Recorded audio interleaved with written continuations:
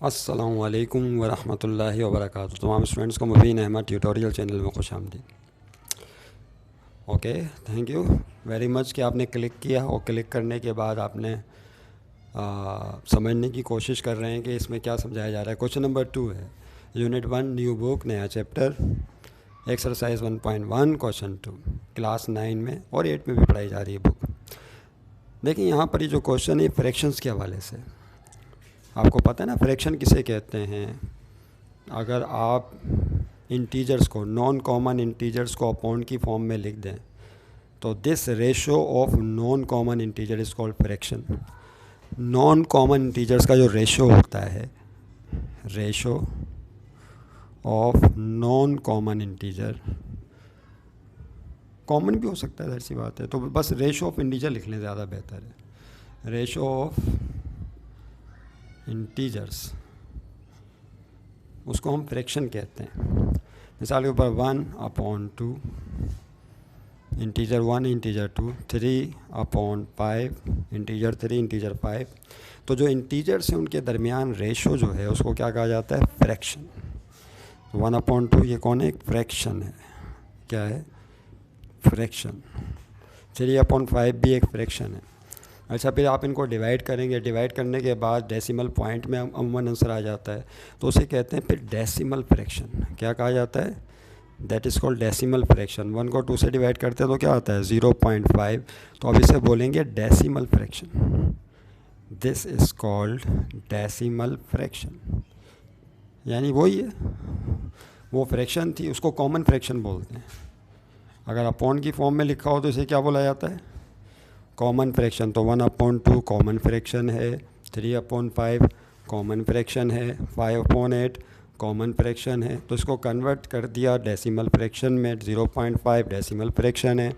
तो convert the following into decimal fraction में इसको कन्वर्ट करना है आपने, जबकि also indicate them as terminating and non terminating. ये भी बताइए कि जो फ्रैक्शन है टर्मिनेटिंग है या नॉन टर्मिनेटिंग है। तो अभी तो हमने क्वेश्चन नंबर 1 में डिस्कस किया था पिछली वीडियो में, आप देख सकते हैं। 5 को 8 सारा डिवाइड तो करें, तो आ जाओ भाई दूसरी क्लास में। 5 को 8 से डिवाइड करते हैं तो कैसे करते हैं भला, 8 बाहर 5 अंदर, पॉइंट लगा के 0 लगा देते हैं, तो 8 6 48, 6 दफ़ा जाएगा। 5 से 1 कैरी करें, 10 में से 8 गया 2, 4 में से 4 गया कुछ नहीं, फिर यहाँ 0 लगाएंगे, फिर 3 2 दफ़ा जाएगा, 8 2 16, 10 में से 6 गया 4, फिर 0 लगाएंगे तो 8 5 40, 40 में से 40 माइनस करेंगे तो क्या आ जाएगा, रिमाइंडर 0। ये तो आता ही है सबको, है बहरहाल इसको क्या बताना। 0.625, तो डिवाइड करने पर क्या आएगा, 0.625। तो this is called decimal fraction. क्या बोलेंगे इसे, तो इस तरह से आपने सिर्फ कैलकुलेटर से डिवाइड करके लिख देना है, जो भी आएगा that is called decimal fraction. और ये भी बताना है कि टर्मिनेटिंग है या नॉन टर्मिनेटिंग। तो अगर रुक जाए नंबर तो टर्मिनेट हो गया, रुक गया, टर्मिनेटिंग।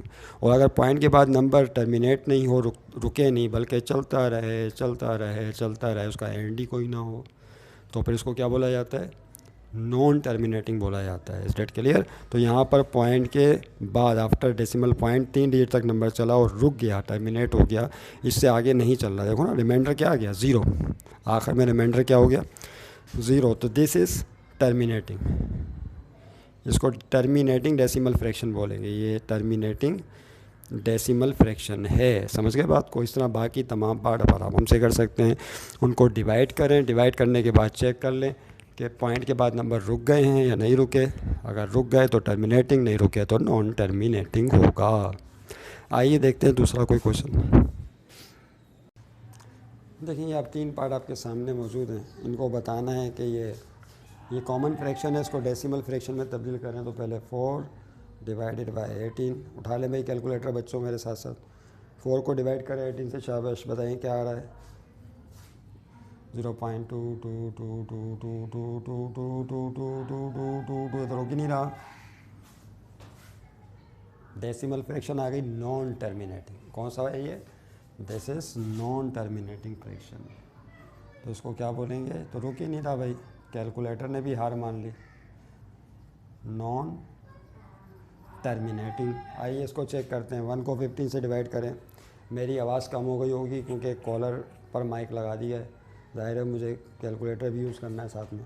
तो 1/15, तो आप अपना वॉल्यूम बढ़ा लीजिएगा। और इर्द गिर्द से जो आवाज़ें हैं उसके लिए भाई माजरत है, वो अपना काम कर रहे हैं, हम भाई अपना काम कर रहे हैं, ज़ाहिर सी बात है।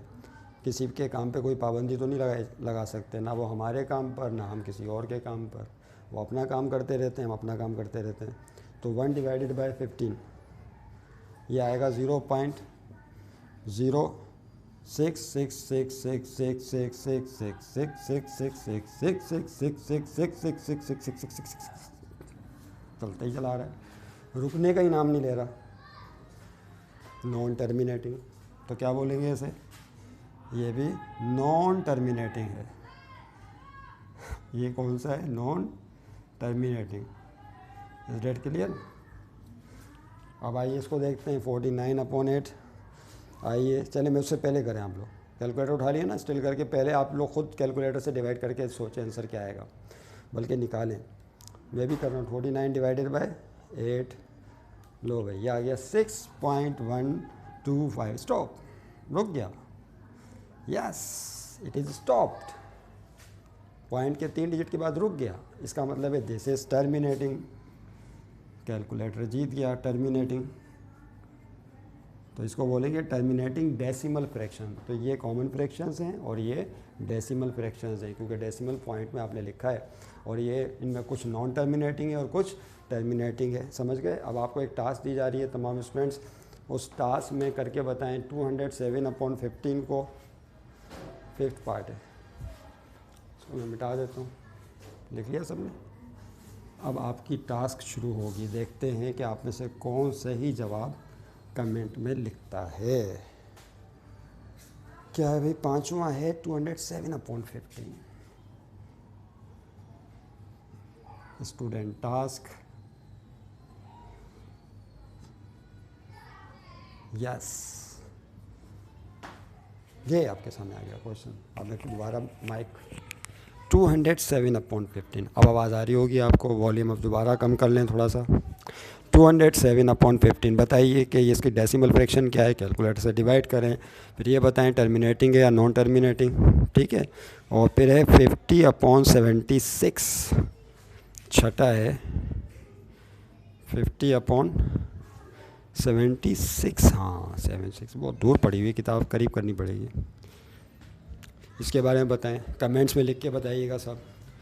यानी इसमें लिखिएगा जो 5, ये अगर आपको लिखना नहीं आए कमेंट में तो कैसे लिखेंगे। जिनको आता है वो लिख लें, जिन्हें नहीं आता तो वो क्या करें, कमेंट में देखो लिखने का तरीका क्या है।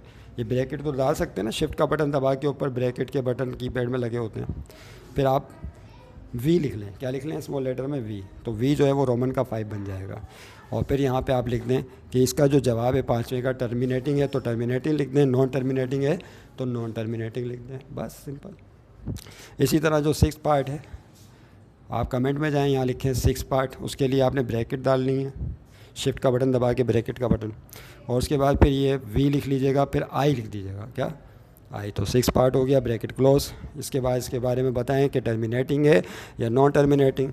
टर्मिनेटिंग हो तो टर्मिनेटिंग लिख दीजिएगा, नॉन टर्मिनेटिंग हो तो नॉन टर्मिनेटिंग। देखते हैं किसका जवाब सही आता है। I will be waiting for your answer. Okay, मिलेंगे इंशाल्लाह फिर नेक्स्ट क्लास में। खुदा हाफिज़।